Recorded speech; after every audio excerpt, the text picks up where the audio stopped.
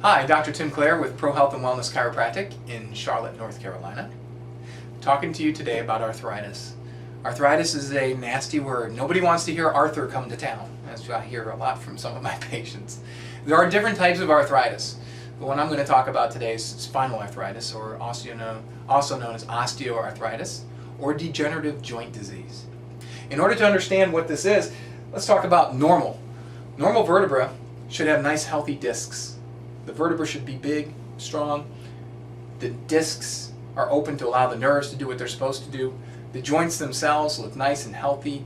They're opening, they're spacing, everything looks good. Okay? Even the alignment in the spine looks good. There should be 3 major curves, and those should all be there. The first phase of degeneration that we start to see a change. We start to see a change in shape. Change in shape, change in that curve, means that the vertebrae aren't moving the way they're supposed to. So a misalignment creates malfunction, and we don't want that. So phase 1 of degeneration is the misalignment. Oftentimes patients experience a loss of movement. They'll notice things are a little tighter, muscles become a little more spastic, they start to feel maybe some pain or discomfort in areas that they don't normally feel.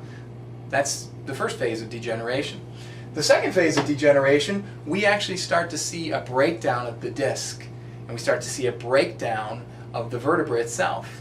So if you remember what normal looked like, normal, healthy, this looks really good, this is good healthy disc, good spacing.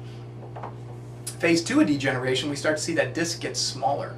The problem with the disc getting smaller is a disc is a lot like a shock absorber. It needs to be open, it allows the bones to have some type of cushion, but more importantly, it allows that nerve to have the spacing that it's supposed to have.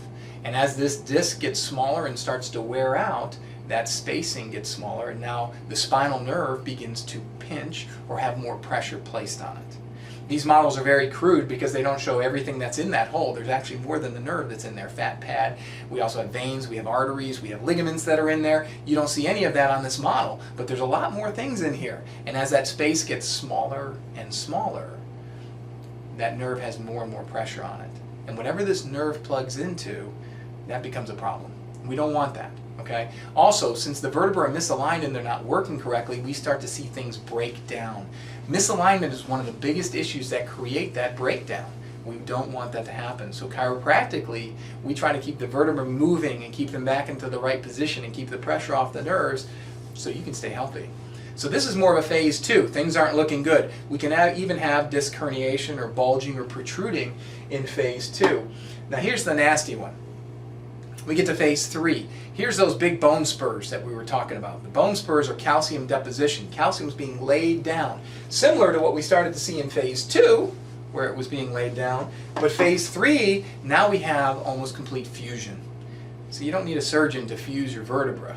Ultimately, if you let it get bad enough, the disc wears out enough, and the body says, you know what, there's abnormal pressure placed here, I'm actually going to fuse it myself. So it starts to create calcium deposition through here, which will actually cause it to fuse.